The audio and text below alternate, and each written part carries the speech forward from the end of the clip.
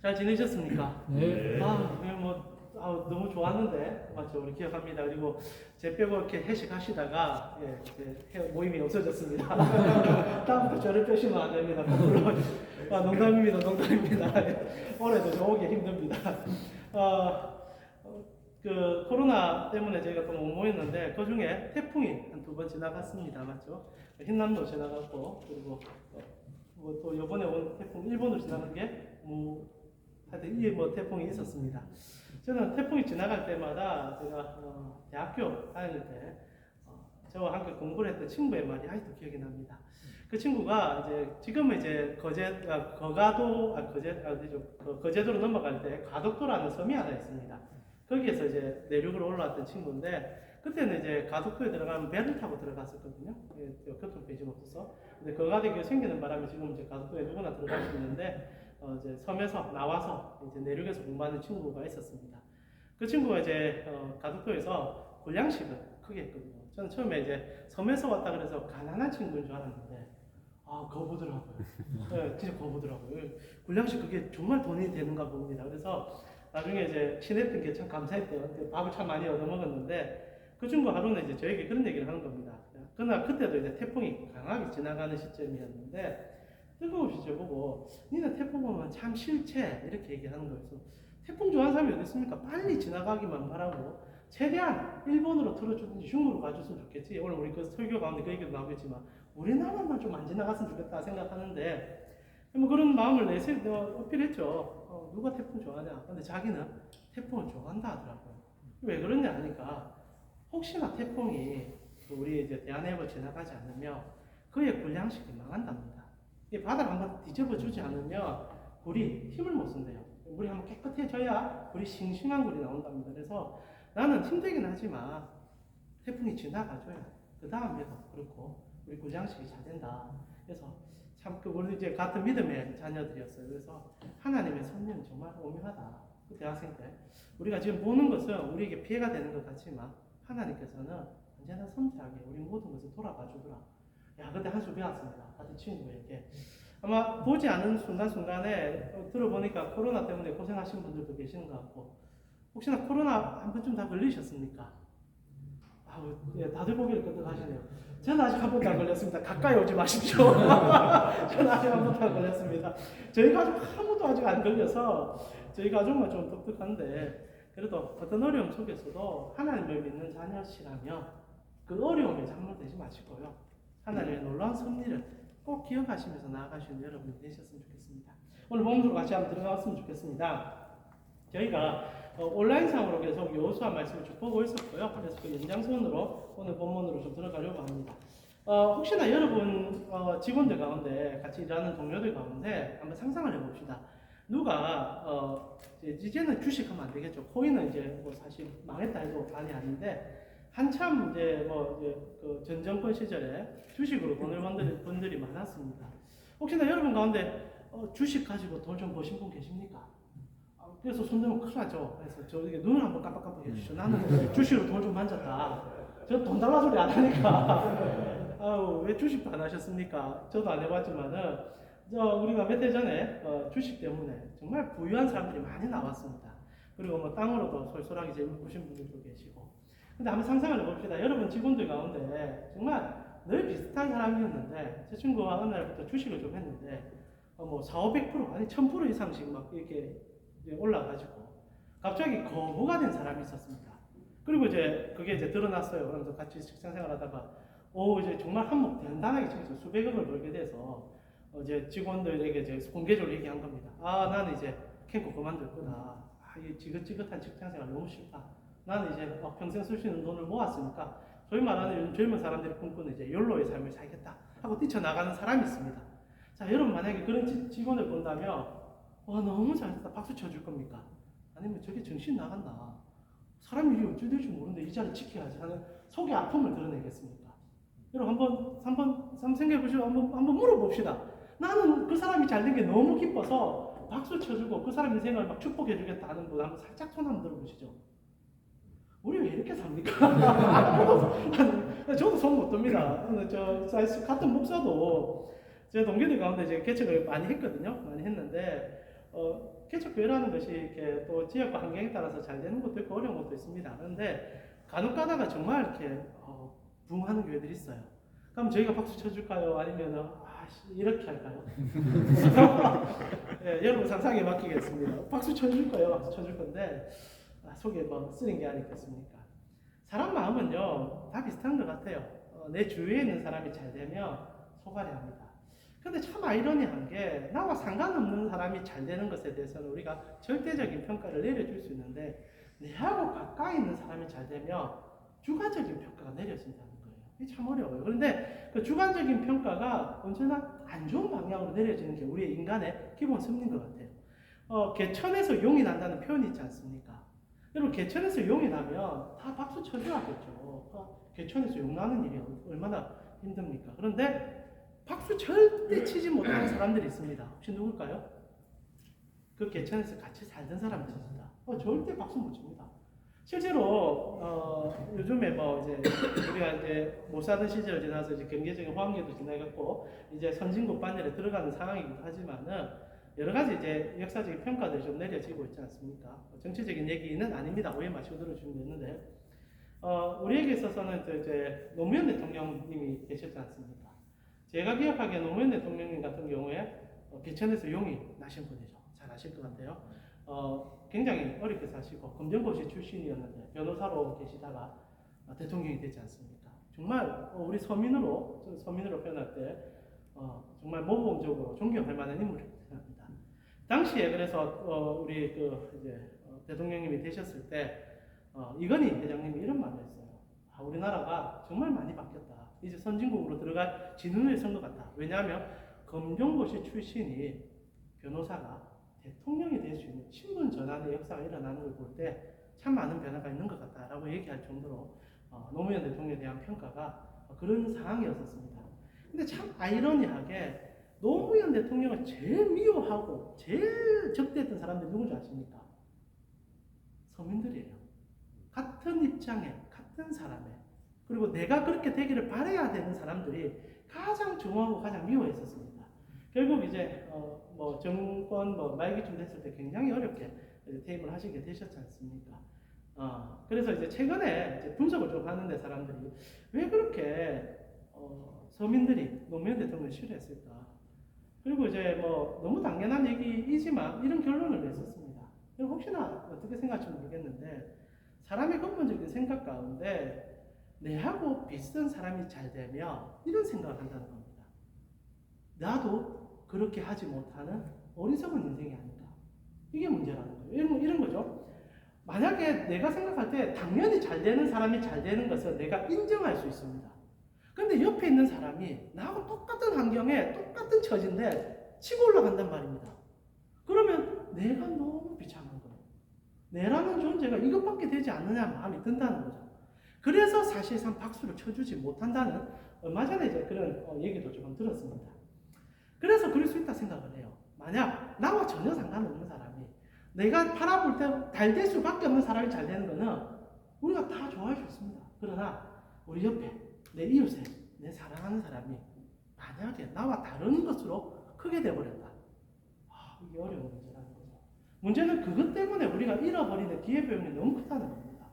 실제 그렇게 하지 않고 서로가 잘 되는 것을 바라보고 서로가 박수 쳐주며 우리가 얼마나 화목하고 그리고 회복하며 더 큰 것을 바라볼 수 있겠습니까? 그게 안 된다는 거예요. 오늘 우리가 보는 이 성경의 한 장면은 그런 인간의 너무나 자연스럽지만은 절대 자연스럽지 않은 성경은 이건 죄 때문이라 얘기하거든요. 죄의 문제를 깊숙이 다룹니다. 여러분 저희가 이제 한 2주 전부터 기본 족속에 대한 얘기들을 온라인으로 좀 나눴습니다. 하나님의 백성들을 찾아왔고 거짓으로 화친을 청하게 됩니다. 그리고 이제 이스라엘 백성들은 그 거짓을 거짓인지 모르고 받아들였지만 이 모든 것은 하나님의 섭리 가운데 그 백성을 사랑함으로 품어주는 일이 생기게 됩니다.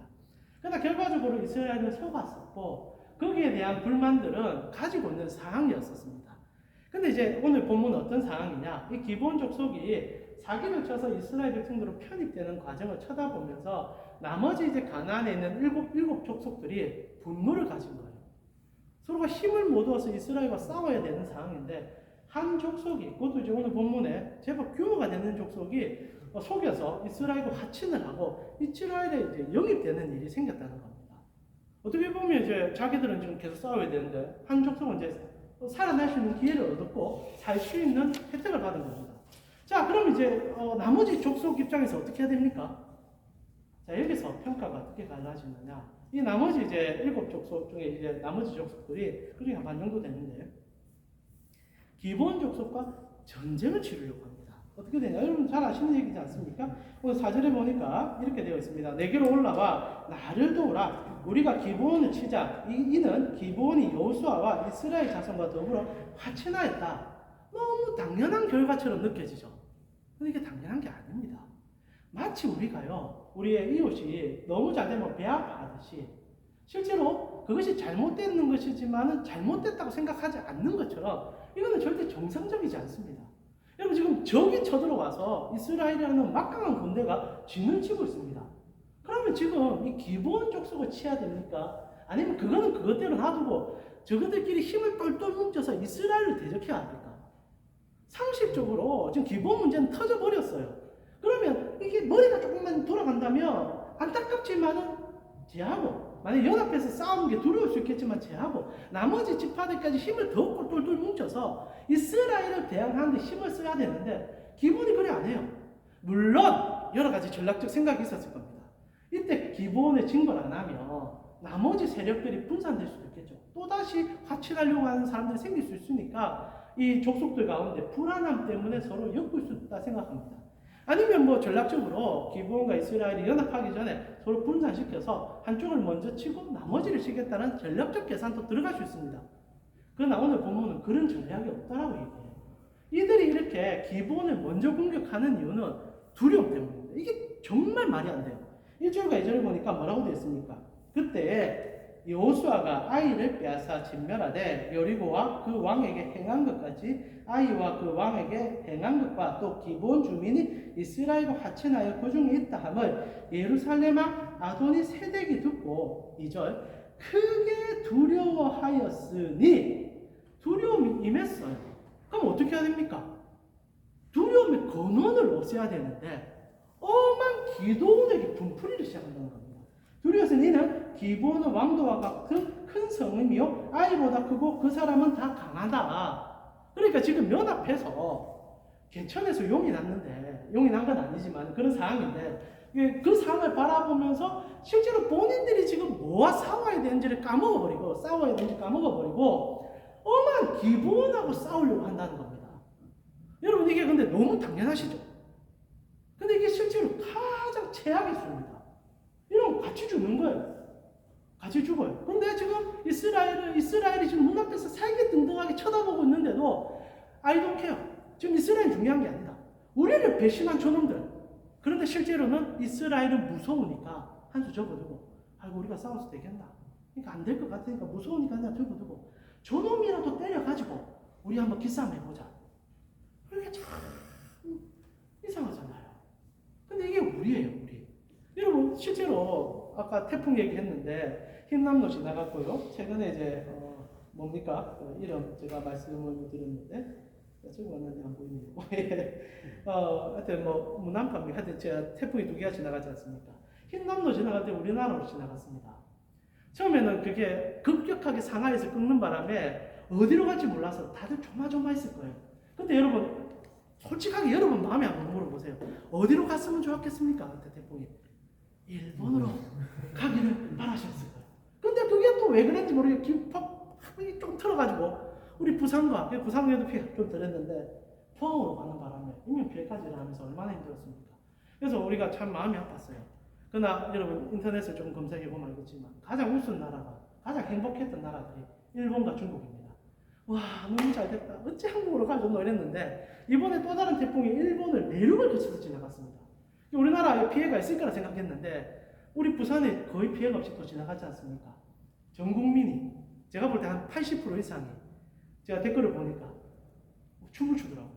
이야 이게 태풍이 지나갔냐 안 지나갔냐 중요한 게 아니라 일본에 상륙해줘서 고맙다는 겁니다. 저 꼴보기 싫은 일본 없어져라 이러면서 야 이 믿음의 자녀로서도 한편으로 속이 시원했습니다. 솔직하게 가족이가 좀 하도 뭐 일본이 하도 이상소리 많이 하니까. 근데 여러분 재밌는 게 같은 태풍이 지나가고 허리케인이 지나갈 때 여러분 남미나 아프리카에 이렇게 어려운 일들이 생기면 박수 치는 사람 있습니까? 우리 다 마음 아파요. 왜냐하면 우리는 본 적이 없으니까. 이거 웃겨요. 우리하고 바로 옆에서 가장 도와야 되는 일본이나 중국에 대해서는 언제나 적대적입니다. 물론 적대적일 수밖에 없는 환경이죠. 언제나 으르렁거리면서 자기 것을 얻으려고 하니까. 그런데 실제로 우리하고 전혀 상관없다 생각하는 저 먼 곳에서 어려움이 생기면 우리 절대 박수 안 칩니다. 마음 아파하고 그리고 생각하고 어떻게 하면 도와줄 수 있을까 이런 얘기 하죠. 이런 일이 왜 생기는 걸까? 오늘 기본이 하는 일들은 우리 안에 있는 근본적인 우리도 속고 있는 우리의 재성을 끄집어내는 거예요. 이 비교의식. 비교는요, 보이는 것 가는 겁니다. 이게 우리를 언제나 죽여요. 여러분 직장 동료들 가운데 정말 여러분이 한 30명과 함께 팀워크를 이루는데 30명을 어떻게 바라보고 계십니까? 물론 마음이 맞는 한 두세 명의 절친은 있을지 모르겠습니다. 대부분 다 경쟁 상대죠. 그 사람이 만약에 진급을 하게 되면 내가 떨어지는 거니까 어떻게 하든 싸워서 올라가야 되는 것이 여러분 마음일 겁니다. 당연한 거죠. 그러나 다시 한번 물어보고 싶습니다. 그게 진짜 당연한 겁니까? 어느 순간부터 옆에 있는 사람을 서로 존중하고 네가 먼저 올라가고 그리고 내가 좀 이따가 따라 올라갈 수도 있고 먼저 내가 올라갈 수 있고 네가 올라가지고 서로 박수 쳐주면서 이 말 자체가 이해가 안 가시죠? 물론 여러분 눈빛은 나는 그렇게 하고 있는데 라고 보이셔서 제가 이상해지고 있습니다. 솔직한 말로 저도 목사이지만 제 동기 목사가 너무 하나님의 은혜를 크게 받아가지고 막 교회가 잘 되고 하면 박수는 쳐주는데 속이 좀 알아요. 솔직한 말로. 그러면서 어떤 생각이 드냐면 믿음의 자녀다 보니까 하나님 차별하시는 거 아니냐. 왜 저 친구에게는 하나님 은혜가 저래 나타나고 나는 왜 이렇지? 근데 생각해보면 이게 이상한 거예요.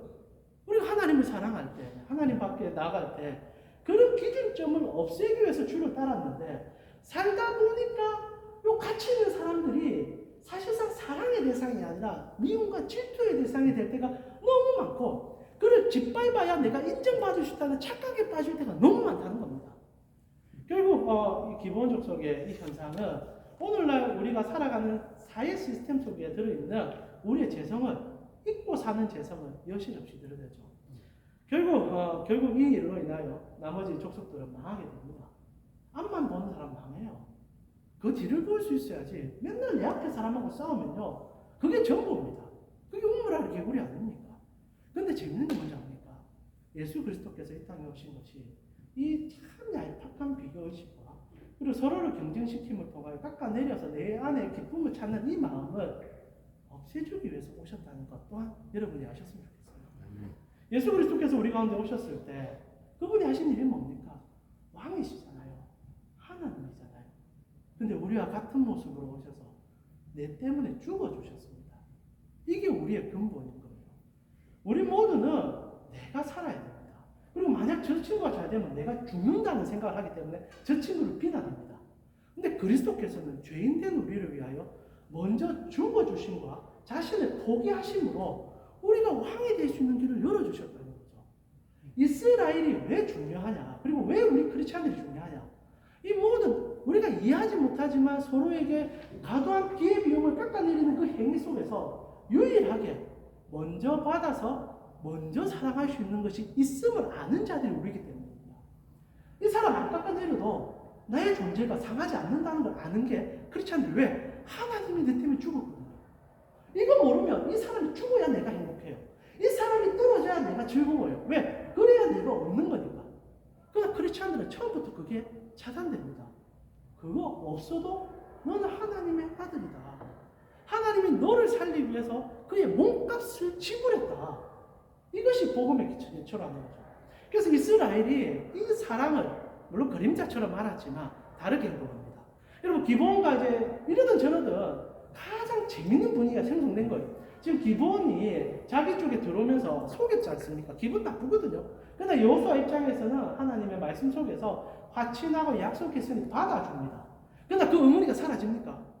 저거 우리 속이고 들어온 놈들인데 이게 인간의 기분 마음입니다. 그런데 일이 터진 거예요. 나머지 족속들이 협력해가지고 기본을 없애주겠다는 거예요. 손 안 대고 코 풀고 그리고 쌍방간에 전쟁이 일어나서 서로 멸절하며 여호수아 입장에서는 손 안 대고 그 가나안 땅을 차지하는 일이 생긴 거죠. 전략적으로 가만히 있으면 됩니다. 죄 짓는 것도 아니에요. 가만히 있으면 알아서 싸워서 사라질 건데. 근데 하나님 백성은 어떻게 해야 됩니까? 이게 세상을 뒤집는 그리스도인의 영향력이에요. 하나님이 우리를 위해서 죽어주셨습니다. 그리고 우리에게 요구하는 건 단순한 거예요. 내가 너희를 사랑했으니 너희도 서로 사랑하라. 이스라엘 백성들이 기브온을 사랑합니다. 속았는데, 사기당했는데 하나님이 그래 말씀하시니 사랑해요. 그래서 기브온을 위해서 대신 싸워주기로 작정합니다. 바보죠. 이 바보예요, 바보. 가만히 있으면 없는데, 가만히 있으면 다 차지하는데 왜 싸웁니까? 그러나 크리스찬들이 어디서 이긴 줄 압니까? 싸우기 때문에 이기는 거예요. 여러분 직장 속에서 박수 쳐줄 때 이기는 거라는 겁니다. 누가 너무 잘됐다. 사람들이 속으로 겉으로 박수 치죠. 속으로 저거 봐라 저거 봐라 이럴지 모르겠지만 여러분 진심으로 박수 쳐주세요. 그리고 진심으로 사랑해주세요. 사랑 다 압니다. 여러분 다 알잖아요. 저 사람이 나에게 와서 막 박수 쳐주는데 진짜 쳐주는 건지 아니면 아이고 그냥 막 분위기 타서 쳐주는 건지 우리가 다 아는데 세상인들 왜 모르겠습니까? 근데 오늘 이스라엘 백성들이 진짜 박수 쳐주는 거예요. 우리 책임진다. 하나님이 우리를 종에서 자유인 삼아줬다. 그럼 우리는 우리가 하나님 안에서 할 걸 다 하겠다. 그리고 후회될 일, 손해볼 일 하는 거예요. 물론 성경은요, 결국 이스라엘이 이기게 됩니다. 하나님 보내는 저도 여러분이 이길 거라고 확신합니다. 그러나 사실 여러분 삶에는 이김보다는 때로는 비웃음과 저 멍청한 놈, 저 세상 모르는 놈, 저 바보 같은 놈 이런 소리 들을 줄 모릅니다. 그러나 여러분 꼭 기억하셔야 될 것이 그런 비난과 그런 아픔 속에서 여러분이 한 가지를 발견하게 될 거예요. 이스라엘이 발견했던 그거 하나님 그 자리에 계시면 발견해요. 이스라엘이 기브온에 대한 그 마음을 끝까지 지킬 때 다음 주에 보겠지만 그들이 뭘 경험한 줄 압니까? 태양이 멈추는 걸 봅니다. 달이 멈추는 걸 봐요. 이걸 이성적으로 판단하지 맙시다. 과학적으로 설명하지 맙시다. 중요한 것은 하나님께서 사랑으로 싸우는 자들을 위하여 자연까지도 멈출 수 있는 용기를 발해 주셨다는 겁니다. 이것이 하나님의 자녀들이 누릴 수 있는 영광 아니겠습니까? 오늘도 사소한 것에서 여러분이 누구를 쫓고 있는지를 기억하셨으면 좋겠어요. 직장으로 들어가셨을 때 여러분 누구의 자녀입니까? 하나님의 자녀죠. 그럼 하나님 보셔서 박수 쳐주세요. 하나님 보셔서 함께 즐거워해주세요. 그리고 하나님 때문에 함께 슬퍼해주세요. 그리스도께서 우리에게 부탁하신 말씀입니다. 그것이 세상을 이길 수 있는 그리고 하나님 나라의 영향력을 드러낼 수 있는 강한 무기가 될 것을 확신합니다. 우리 함께 기도했으면 좋겠어요. 여러분이 돌아가는 예배 마치고 돌아가는 여러분의 손은 깎아내립니다. 뒤에서 박수 치는 것 같지만 실제로는 네가 죽어야 내가 산다라고 말하는 약육강식의 가장 치열한 현장이 될 줄도 모르겠습니다. 물론 다 그렇지는 않으시겠지만 그때 가장 강력한 힘을 가지신 하나님을 믿고 있기에 그들이 생각하는 그 여행과 수단이 아니라 믿음의 자녀가 보여줄 수 있는 여유와 함께 사랑을 보여주며 얼마나 좋을까요? 사람들이 그것을 바라고 있는지도 모릅니다. 답답함 속에서. 여러분, 하나님이 여러분 지켜주고 계십니다. 분명히 이기게 해주실 것입니다. 그러면 그 믿음 때문에 삶에 하나님으로부터 주어지는 여유가 있는 삶이 되었으면 좋겠어요. 이 시간 하나님 돌아가는 나의 삶의 터전 속에서 하나님의 어떠하심을 드러내며 하나님을 바라보는 나의 시선을 거두지 아니함을 통하여 주님이 이 세상을 바라보시며 보셨던 그 여유로운 웃음이 나의 삶에도 흘러나올 수 있는 그런 용기와 믿음을 더하여 주시옵소서라고 그래서 더욱더 사랑하며 나아가시는 우리의 삶이 되게 하라고 우리 짤막하게 기도하고요. 우리 함께 예배를 하나님께 올려드리겠습니다. 같이 한번 기도드리겠습니다. 하나님 감사합니다. 오늘 우리 사랑하는 캠퍼송교회 지체들 속에 하나님을 향한 마음의 예배를 드립니다. 이들이 살아가는 이 정말 살벌할 수 있는 이 캠퍼 캠코라는 거대한 탑 속에서 하나님께서 먼저 선택하여 불러주신 우리 사랑한 자녀들에게 오늘도 하나님의 용기를 더하여 주시옵소서. 아버지, 싸워서 빼앗는 용기가 아니라 때로는 질 수도 있고 때로는 아버지 쓰러질 수도 있지만 그 자리에서 하나님을 믿고 일어서며 박수치며 함께 더불어 안아주고 그리고 그 사랑을 나눌 수 있는 하나님의 용기가 우리 캠코 성교의 지체들 가운데 넘쳐나서 주님이 꿈꾸는 그 놀라운 나라가 우리 캠코 안에 이루어질 수 있도록 주님 붙잡아 주시옵소서. 참으로 치열한 세상이다 보니 직장이 정말 전쟁터입니다.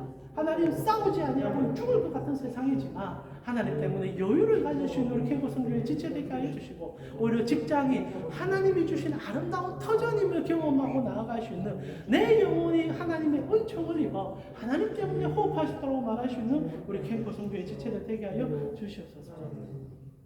하나님, 우리 캠코 성교의 지체들 얼마나 힘드시겠습니까? 냉혹할 수 있는 이 거대한 탑 속에 앉으셔서 모든 직원들과 함께 어떻게 하든 진급을 하고 그리고 조금 더 나은 곳으로 오르기 위하여 치열하게 새벽부터 저녁까지 정말 치열하게 싸우고 계십니다. 회사로 올 때 아마 삶의 여유를 많은 부분 포기하고 오는 분도 많이 계실 것 같습니다. 하나님, 오늘 기도합니다. 하나님이 우리에게 평안을 주신다 하셨는데 내가 너에게 줄 것은 안식이라 하셨는데 하나님, 우리 사랑하는 캠코 성교의 지체가 이 예배를 통하여 이 치열할 수 있는 이 직장의 삶 속에서 하나님의 안식을 누릴 수 있도록 하나님의 평안을 보여줄 수 있도록 먼저 하나님 만나주시고 하나님 말씀하여 주시고 내가 너와 함께 한다는 그 확정을 다하여 주셔서 우리 캠코 성교의 지체들이 오늘 돌아가는 그 삶의 터전에서도 하나님 때문에 한 번 더 웃고 하나님의 마음을 알아서 사랑하는 옆에 동료에게 한 번 더 손을 내밀 수 있는 그래서 더불어 함께 갈 수 있는 그 놀라움이 우리 캠코 성교회 그리고 이 캠코 안에 머물 수 있도록 하나님 함께하여 주시옵소서. 지금은 우리 주 예수 그리스도의 은혜와 하나님 우리 아버지의 무한하신 사랑과 성령님의 감화 감동 교통케 하심이 주님을 바라보며 주님을 따르길 원하여 세상 속에서 서로를 시기하고 질투하고 끌어내리는 어두운 환경에서 벗어나 서로 돕고 예수님의 향기를 드러내며 특별히 캠코 안에서 선한 영향력을 드러내길 원하는 캠코 성교의 지체들 머리 위에 지금부터 영원토록 함께 있을지어다. 아멘. 한 주와 승리하십시오.